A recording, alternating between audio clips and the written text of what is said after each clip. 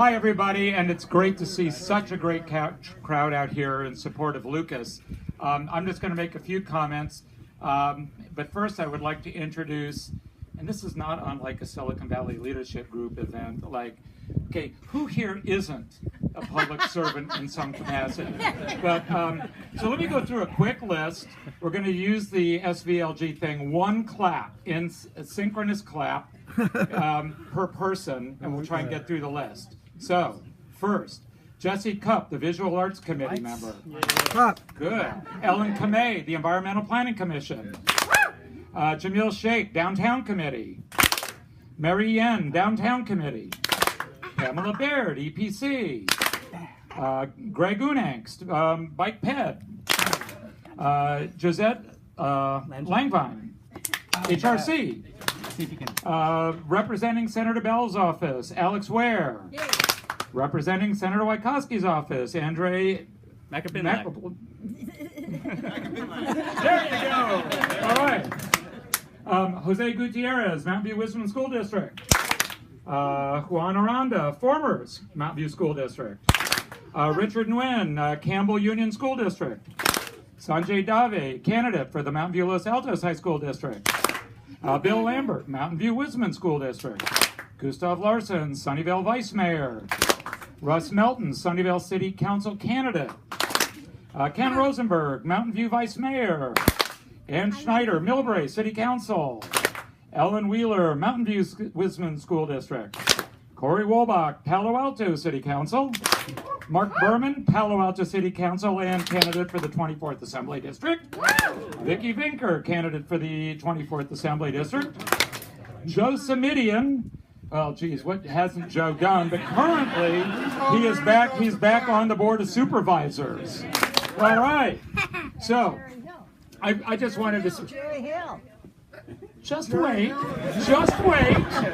You know, I'm saving the best for last. So, I know there's a glaring error there, but so I wanted to say just a couple things about Lucas because I'm standing here. You probably surmise that I am supporting Lucas. I am, in fact, supporting Lucas and have endorsed him. Lucas has probably been to more council meetings in sort of his 4 years than I have in my 16.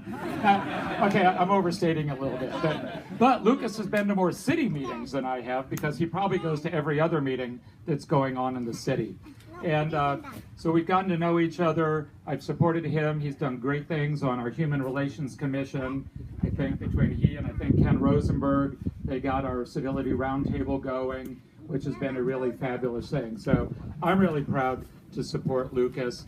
Now, somebody else is going to be making an ask, but I am going to make a little bit of an ask because I used this in my campaign, and while it wasn't enough to get me over the line, it was a great tool.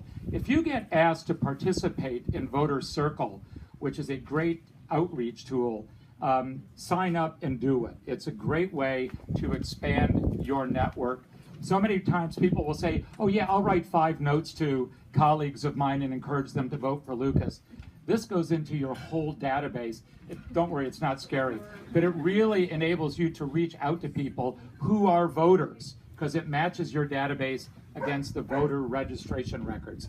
So it's a really great system. I don't know if they're going to use it, but if they do, sign up for it because it really depends on getting a lot of people involved. So, with all of that said, I would like to introduce the next speaker, and we know him as Jerry Hill.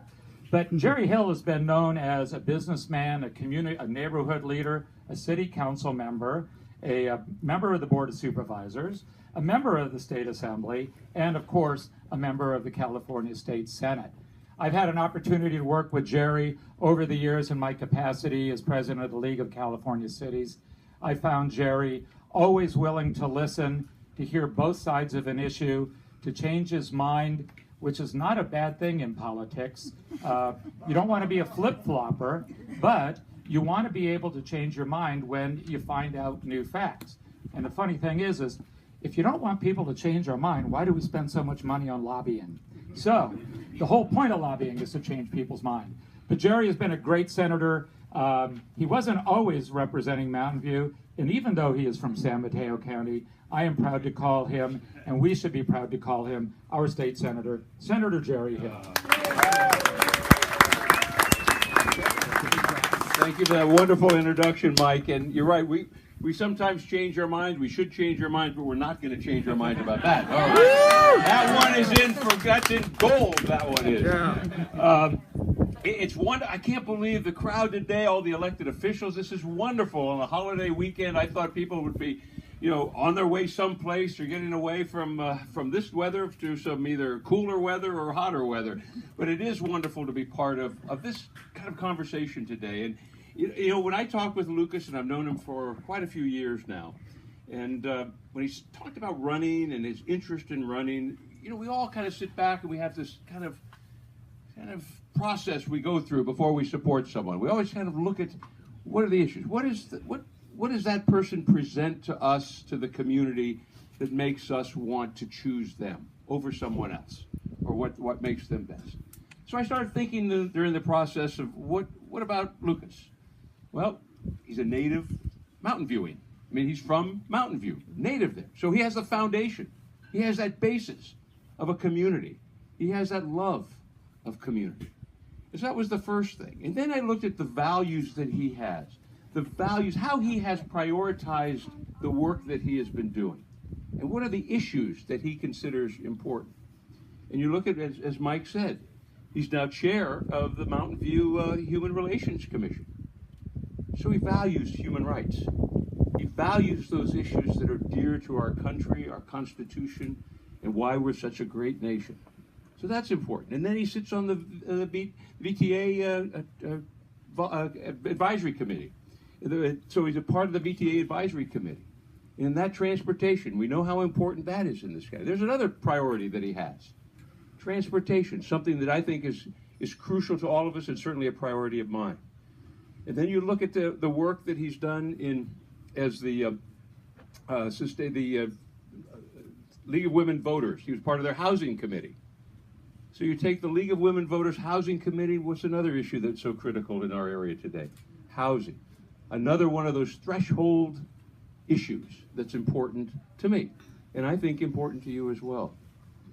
And you look at the sustainability issues that he's worked on as part of the Santa Clara County League of Conservation Voters. He was part of that. So obviously the environment is an important issue for Lucas. It's another one of those critical threshold issues for me.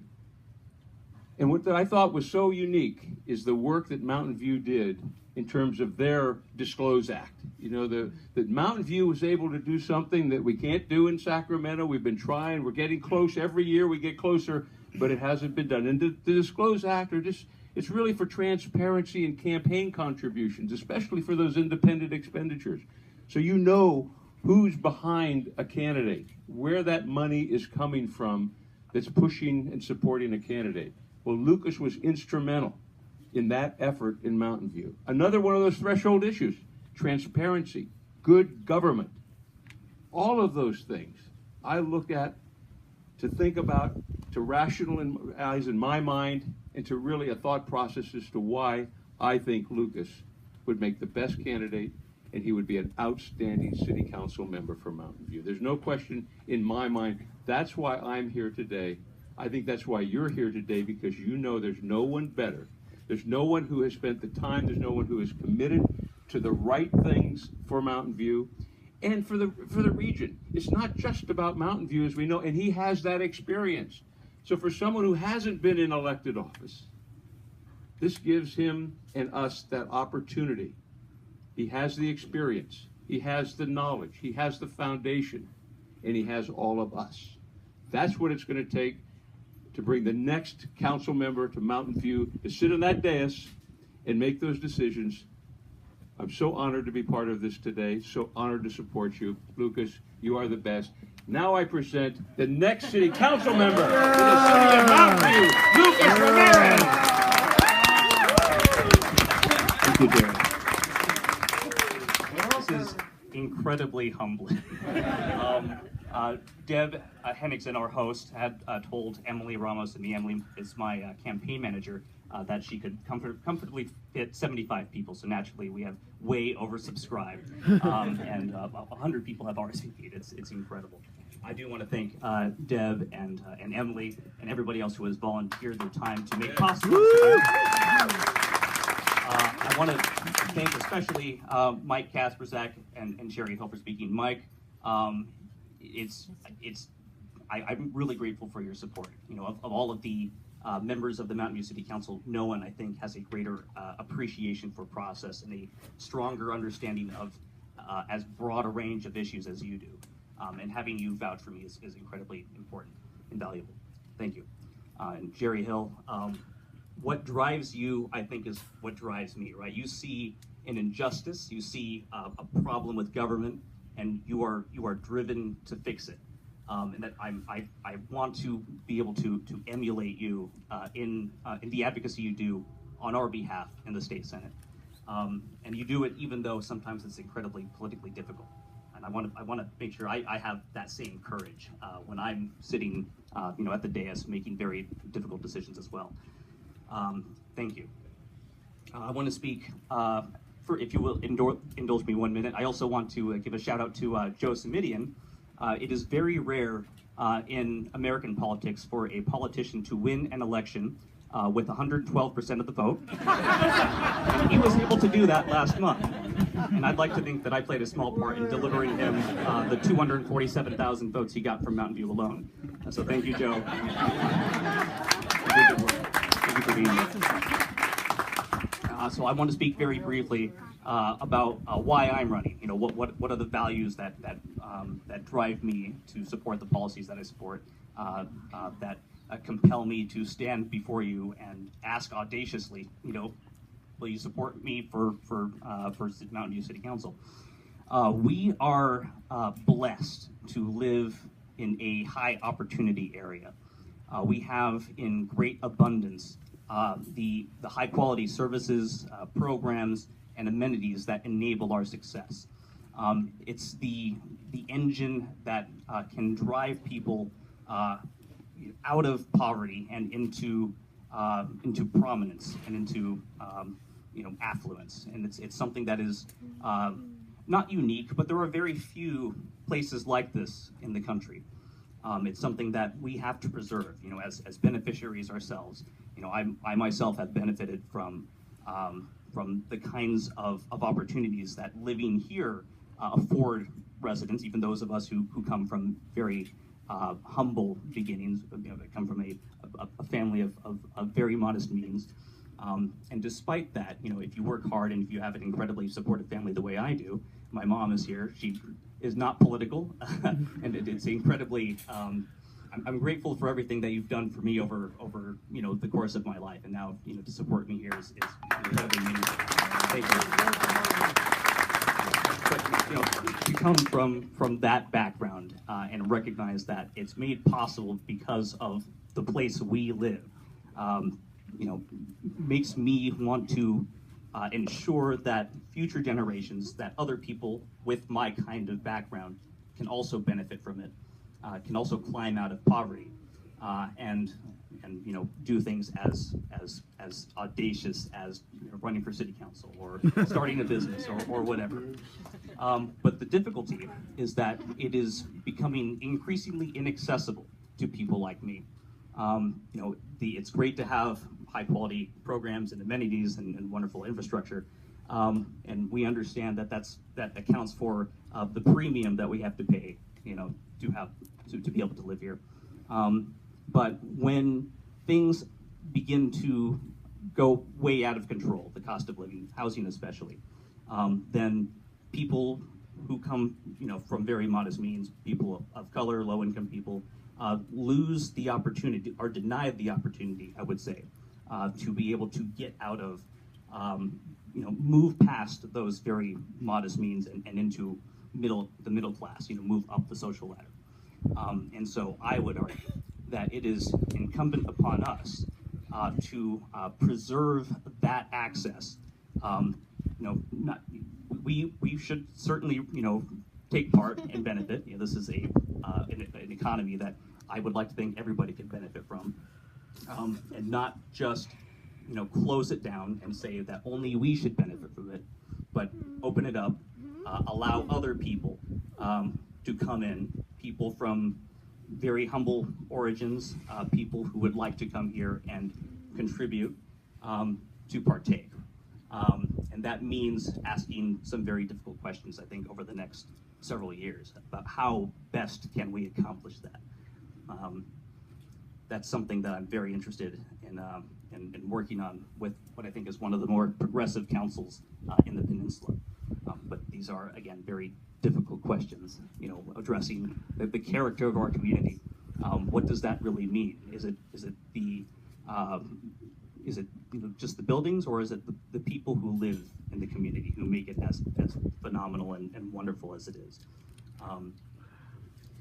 I really hope over the next few months that you will continue to support me in achieving this goal, keeping the engine that lifts people out of poverty open and accessible to other people, to people who have lived here for their entire lives but are low income and I think increasingly at risk of displacement because of decisions that we have, as a community, have made in the past that, you know, may not have been in our best interest, and working together to solve some very intractable problems. I, you know, humbly, you know, I'm very grateful for your support. Thank you for being here. It means a lot to me.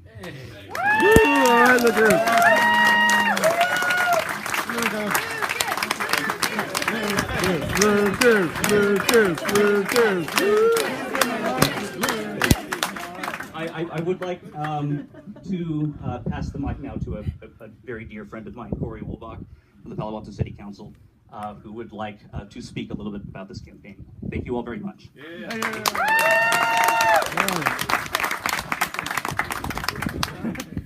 Can we have one more round of applause for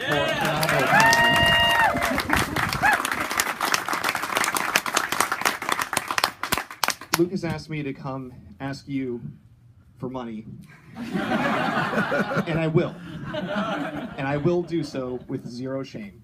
But first, if you'll indulge me just a little bit, I want to say a couple things about my own experiences with Lucas, who over the last few years that we've known each other, since we met, I guess, in 2012,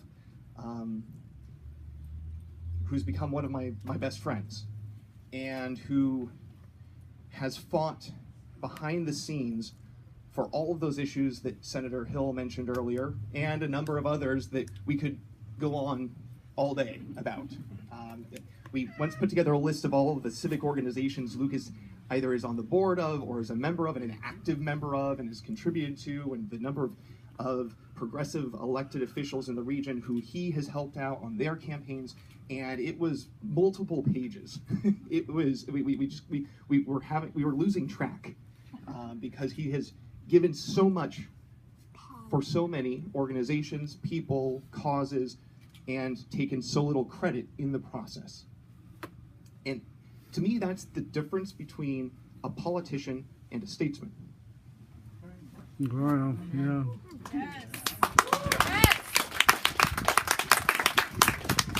And Lucas, although this is his first time running for city council, he knows something about running in competitive city councils in the region. He was actually my campaign manager in my race in Palo Alto. And there is no way I would be where I am were it not for Lucas Ramirez. And I know that I am not alone in this region in being able to say that, because again, he has dedicated his time so selflessly with so much effort. He had, I've seen when he had a foot injury and he was walking door to door for other people because he said they are fighting for the right cause. And it's so important for our whole region that these people, and or for our city, it's so important that they have the opportunity to be in office, to fight for the right causes, to make sure we maintain the inclusivity and the opportunity and the excellent quality of life in our region. So thank you, Lucas, for everything that you've already done to make our whole region a better place.